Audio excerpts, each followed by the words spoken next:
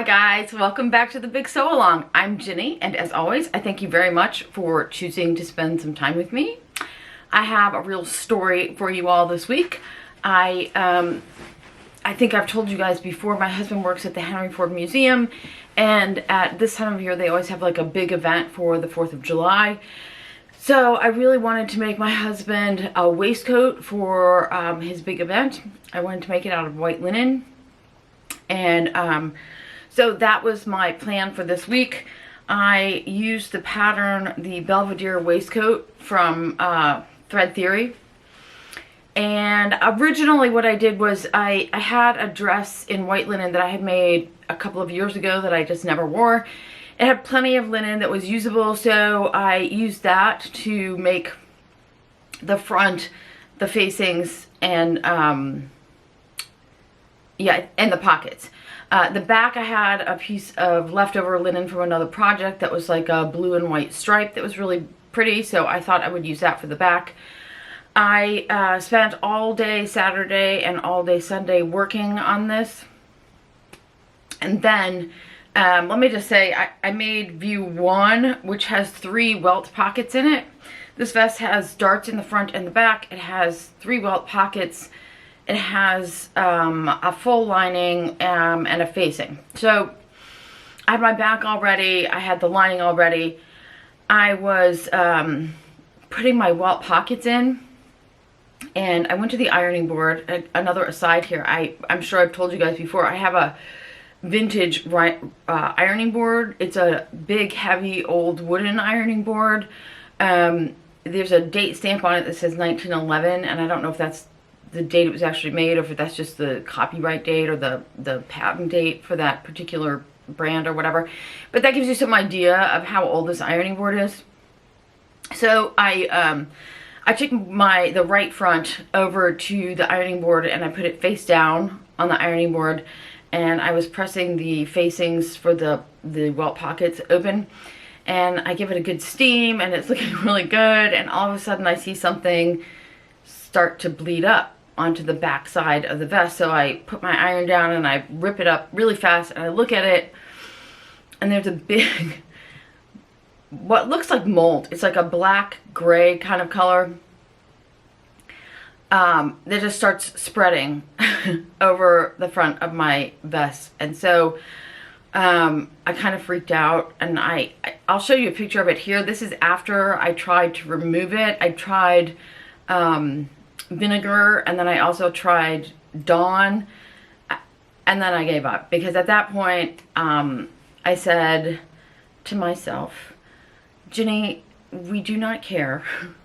that we just ruined 2 days of work with 30 seconds of steam. It is now cocktail hour. So I put it down and I walked away. That was Sunday. First thing on Monday, I ran over to Haberman's and I got a new piece of linen, and I got some more interfacing. And while I was there, I was standing at the counter talking to my friend Cindy, who was cutting my fabric, and I told her what happened. And she was asking me if there was something on the ironing board, and I was like, you know, I had been using it like just before that and nothing happened. So I assumed that there was nothing actually on the ironing board. So anyways, this gal who's standing behind me in line says it was a wooden ironing board, and I said, yeah, it's a really old wooden ironing board.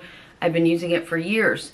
And she said, I guarantee you it's either sap or glue coming up from your ironing board. Those ironing boards weren't made to take the high heat of a modern day iron, and they especially weren't made to take steam. And I was like, oh, very interesting. So anyways, I stopped and picked up a new ironing board and a spare cover on my way home. And when I got home, I peeled off the cover and the padding on my wooden ironing board, and sure enough, you could see that something was coming out. I don't know if it was sap. My guess is it was probably glue.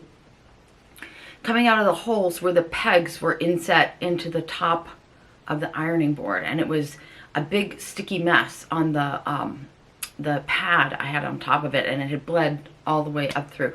I have no idea why it took so long for that to happen. Like I said, the ironing board was quite old when I got it, and I've been using it for probably 12 years. But in any case, that's my story, and I'm sticking to it. I did manage to finish my husband's vest. I'll show you a couple of pictures here. I, just for reference, I honestly don't know my husband's height or weight at the moment, but I will leave that information below, so for reference, for anybody who needs to know. I made my husband's vest in a size large. I had to lengthen it a ½ an inch all the way around because it was a bit too short. I took an inch in at the back of the armhole, like right about here, and trying to think if there's anything else I altered. I think those were the only alterations I made to that, was to lengthen it and take in that piece at the back.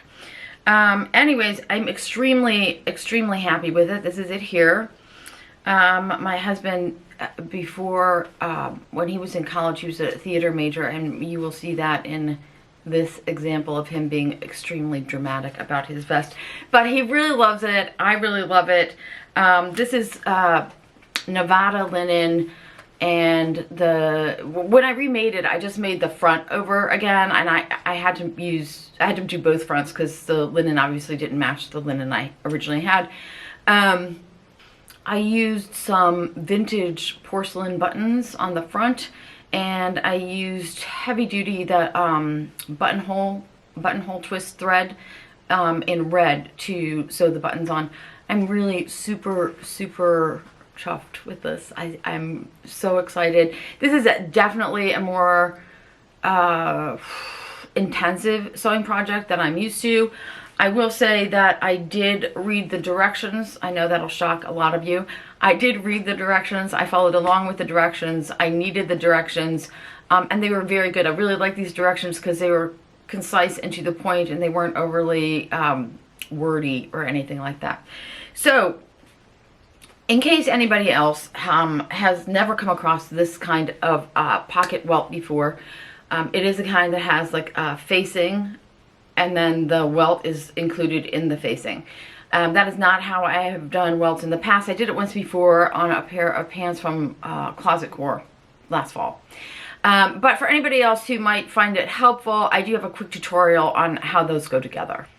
This here is our vest front. This is our welt, and this is our pocket lining.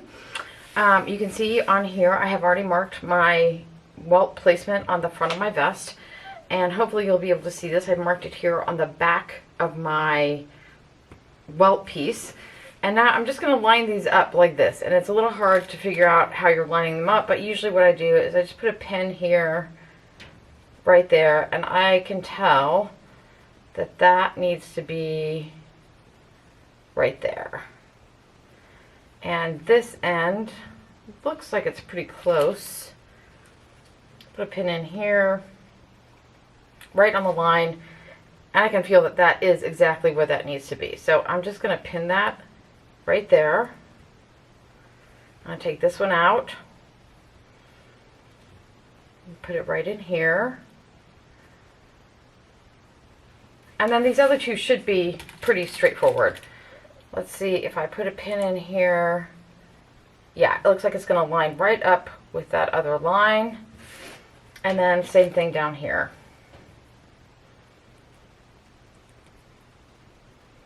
And just double check to make sure you're on the line.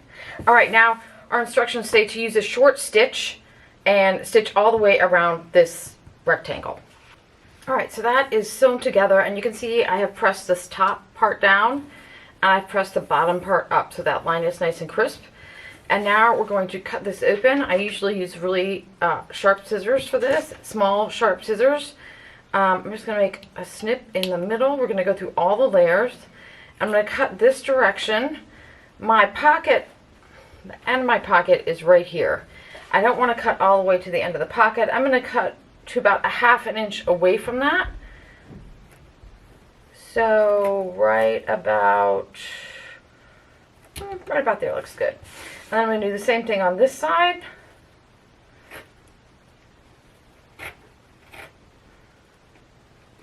I had a wonky angle here. All right, now I'm going to go straight into these corners. And I'm going to go as close as I can to the corner without snipping my thread.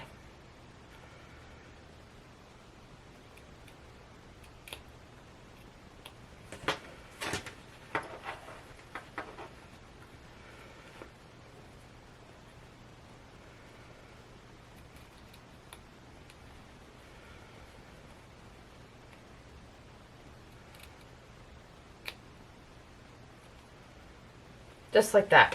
Now we're just going to flip this all to the wrong side.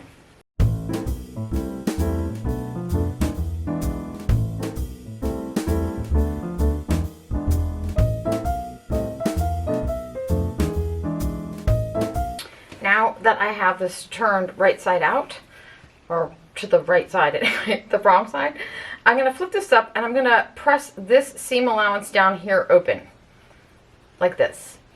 And then I'm going to fold this back down and I'm going to press all of this flat. Alright, you can see that this is a little puffy here. That's because I pressed that open. This is all laying nice and flat. That's what it looks like from the right side. Now we're just going to flip this back over. And you guys can probably see here, I just used a scrap of fabric, so my fabric piece is a little off center and it's also a little bit narrow. Both sides should be more like this. So this is a little fiddly just because I cut it a little too small. Next, what we're going to do is we're going to fold this up. And you see right where that edge of that window is right there. Hopefully you'll be able to see that. And we're going to fold this back down right at that edge. Like that. Alright, so this is what we look like now. I'm going to flip this over. You can see that that matches up nicely with the top of my opening. I'm going to lift this up. All the stuff is sticking to my interfacing. And I'm going to go in here and I'm going to stitch this down exactly along this line. You can even see the stitches from before. I'm going to try to get as close to that as I can. I'm going to do that on that side and then again on this side over here. And you can see it pretty easily on this because I'm using white thread on pink fabric, but just so you know, it's really, you're going right in that crease there, right where the fold is.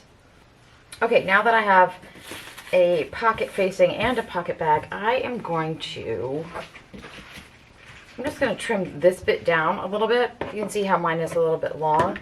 And again, that is more than likely because I just cut incorrectly. I was using scraps. So that's going to be nice and even.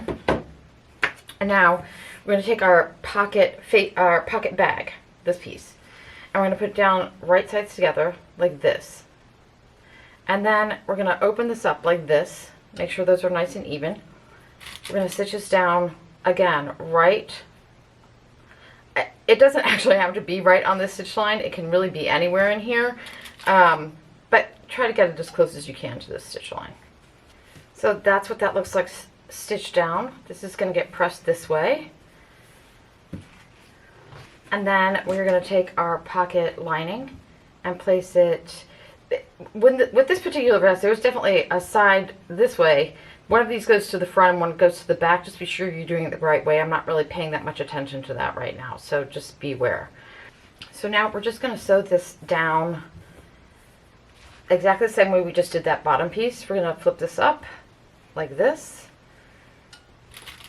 And you don't have to sew right along the seam here. It doesn't really matter as long as you're catching that welt and as long as your edges are meeting up here on the sides of your pocket.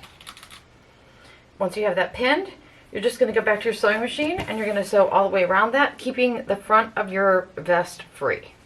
Alright, so once you have that done, you should have your pocket pretty much set. The only thing you have left is this top opening right here. And we're going to do that the same way. We're going to fold this out like this, keep our vest out of the way, and we're just going to stitch right across the top.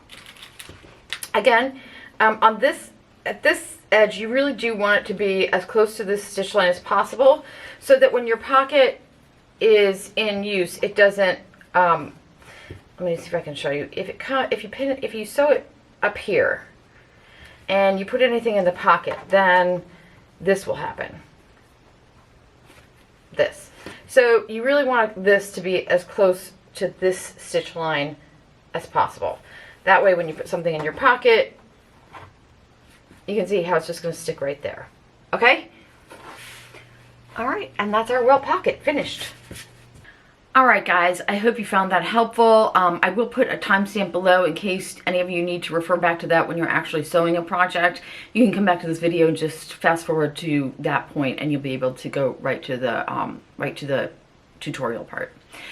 So this was a more intensive project than I usually make, like I said, and it sort of got my juices flowing. I was really into it. I really enjoyed making this. And so I think I might make another a more intensive project again sometime in the near future. Right now, I did get the Vogue, what was that pattern? It was, I can't remember the number right now. It's this one here, Marcy Tilton for Vogue, that a bunch of you guys recommended back when we were talking about skirts. This came in the mail the other day, and I have the skirt out on my cutting table right now. I have some amazing fabric for that, so I hope that that turns out. And then I also would really like to make these pants. I think those look really cool. I'm also like really into dresses again at the moment, so I might be working on something like that. In any case, I hope you guys will all come back and see me again next week. Until then, I wish you all happy sewing.